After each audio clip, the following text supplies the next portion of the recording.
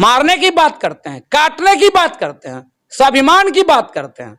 आप संभल जाइए, मनोज बाबू एक नहीं है, कितना के मारोगे? मनोज बाबू जैसे लाखों लोग हैं, कितना के मारोगे? सभा सदस्य अगर होता तो मैं सदन में उनका जीभ काट के और सभापति के मंच पर भेज देता। खेत ठाकुर का, बैल ठाकुर का, हल ठाकुर का, हल की मुट्ठी पर हथेली अपनी फसल ठाकुर की। मैं भी ठाकुर हूं और तू भी ठाकुर है, लेकिन इस अंदर की ठाकुर की निकालने की जरूरत है। ये सदन में ठाकुर है, विधायिका में ठाकुर है, ये कोर्ट में ठाकुर है, ये यूनिवर्सिटी में ठाकुर है। इस अंदर की ठाकुर को निकालना है। आप सोच लीजिए कि जिसको भीड़ मारा उसमें आप 14 साल जेल में रहे, लेकिन आप सदन में जाके मनोज झा जैसे लोग को मारेंगे तो पता होना चाहिए कि आप कहां रहेंगे। आपका हथियार कम पड़ जाएगा, आपका तलवार कम पड़ जाएगा। मनोज झा के द्वारा शायद ब्राह्मणों पर कहे या फिर कविताओं के द्वारा दर्शाया गया, उस पर काफी टिप्पणी हो रहा है। इस सभी पर बातचीत करने के लिए हमारे साथ राजद जिला प्रधान महासचिव राम सखा महतो, हम इनसे बातचीत करते हैं। सबसे पहला किस नजरिया से देखते हैं उनका बयानों को? सबसे पहले तो आपका बीबीएल न्यूज का बहुत बहुत शुक्रिया, और आपका बीबीएल न्यूज के देखने वाले दर्शकों के लिए भी मेरे ओर से बहुत बहुत धन्यवाद। और साथ ही कहना चाहूँगा कि जिस बारे में आपने हमसे जानकारी लिए हैं, ये पार्टी गाइडलाइन है नहीं, लेकिन फिर भी एक मैं छोटा कार्यकर्ता होने के नाते आपके साथ कुछ अपनी बात को रख रहा हूँ। सबसे पहले आदरणीय राष्ट्रीय प्रवक्ता, राज्यसभा सदस्य मनोज बाबू का मेरे ओर से बहुत बहुत शुक्रिया, दिल से सैल्यूट। मैंने जब से उन्हें पढ़ा हूँ या दुनिया उन्हें पढ़ा है, उनको एक समाजवाद और विद्वान के नाम से बिहार नहीं पूरे देश दुनिया जानते हैं। और उनके बारे जो टिप्पणी हुई है वो कोई खास नहीं बोले हैं। जिस दिन ये सदन में महिला बिल की बात हो रहा था, उस दिन एक ओम प्रकाश वाल्मीकि जी के द्वारा लिखा हुआ कविता को उन्होंने पढ़ के सुनाए हैं, और ये कविता है जो सर सुनाए हैं।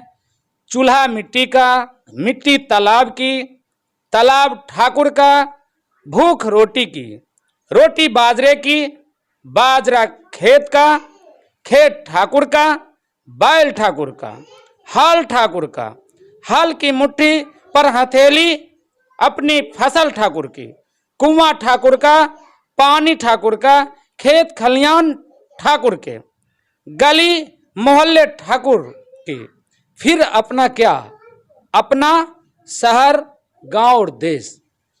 मैं तमाम टिप्पणी करने वाले नेतागण से ये पूछना चाहूंगा कि ये व्यक्तिगत आदरणीय राज्यसभा सदस्य किन्हीं व्यक्ति को टारगेट नहीं किए हैं, किन्हीं जाति को टारगेट नहीं किए हैं।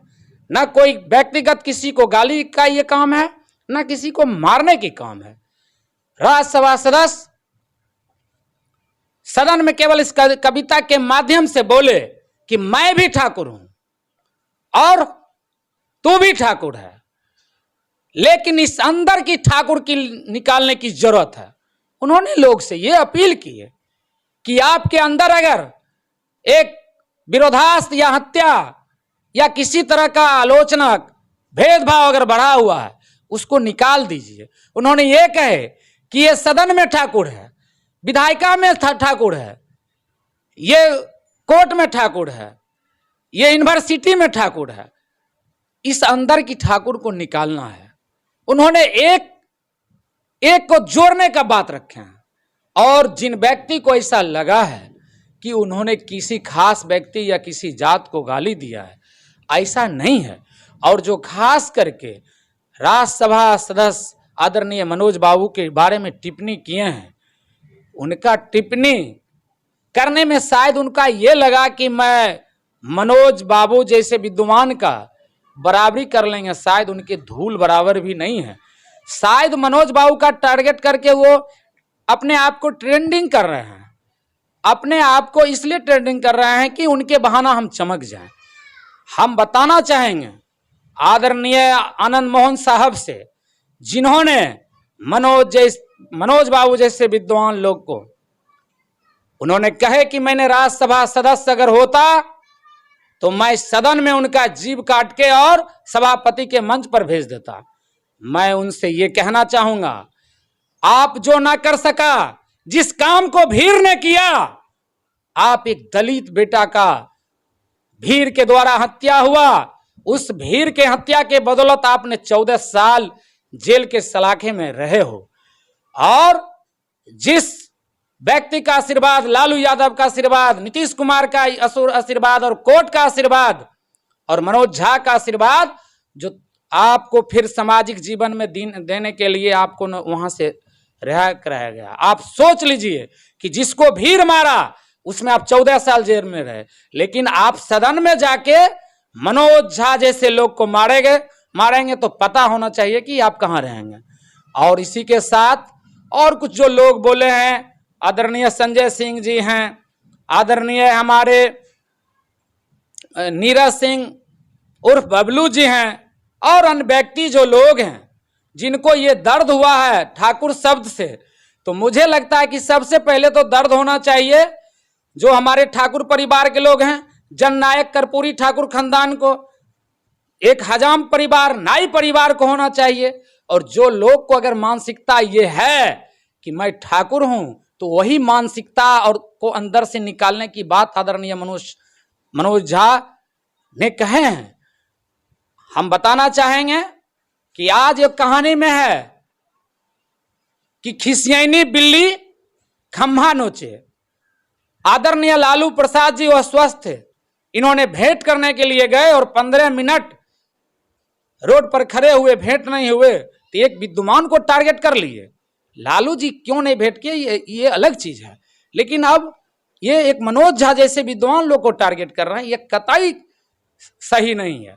और मैं चेतन आनंद से कहना चाहूंगा कि आदरणीय, आप सम्मानित एक विधानसभा का एक व्यक्ति लोकप्रिय है, आप पर सदन भरोसा करती है, आप पर समाज भरोसा करता है, और इसलिए भरोसा करता है कि जब आप जैसे लोग ऐसे बोलेंगे तो एक आम अपराधी का क्या होगा, उनका कितना मन बढ़ेगा।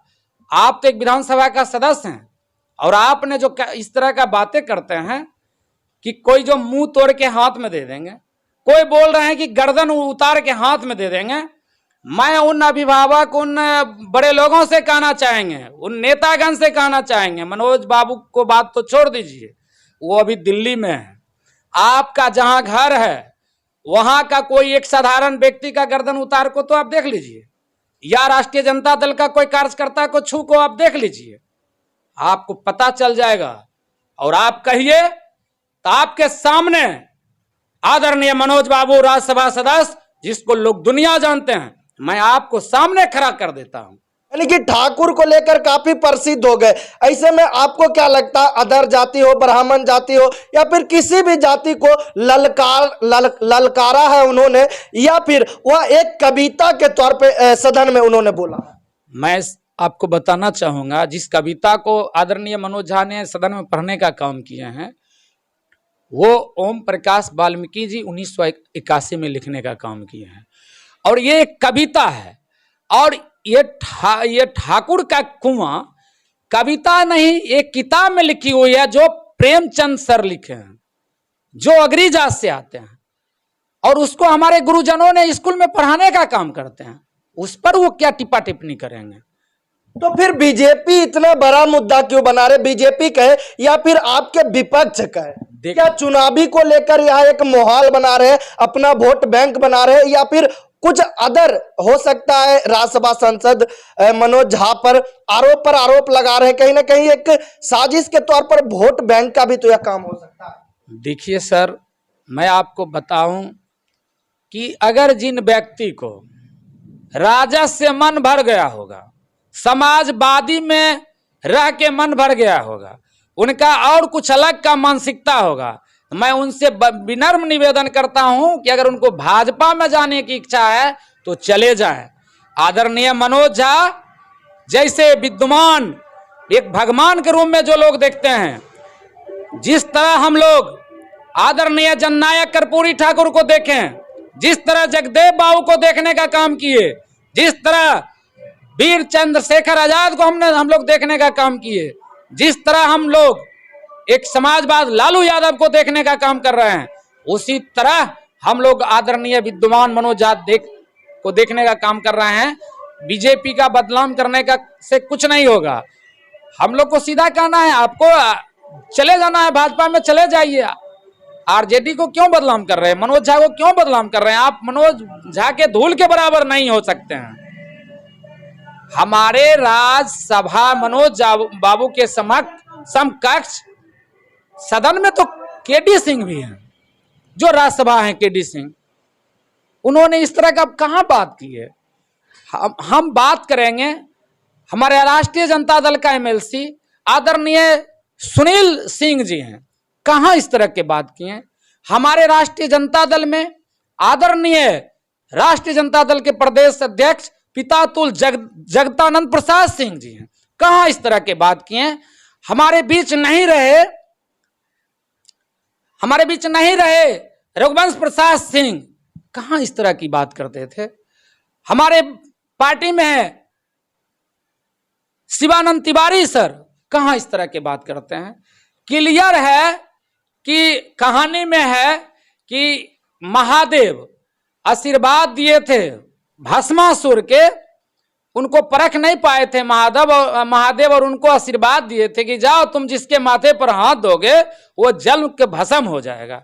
इसी तरह चेतन आनंद के माथे पर मनोज झा जैसे लोगों का हाथ, आदरणीय लालू प्रसाद जैसे लोगों का हाथ, आदरणीय तेजस्वी प्रसाद जैसे लोगों का हाथ, आदरणीय नीतीश कुमार जैसे लोगों का हाथ पड़ा है, और वो ये प्रयास कर रहे हैं कि आपके ही माथे पर मैं हाथ देके प्रयास करता हूं। मैं इसलिए कहना चाहता हूं, 14 साल आनंद मोहन बाबू जेल में रहे, लवली आनंद, चेतन आनंद कौन जानता था? कोई नहीं जानता था।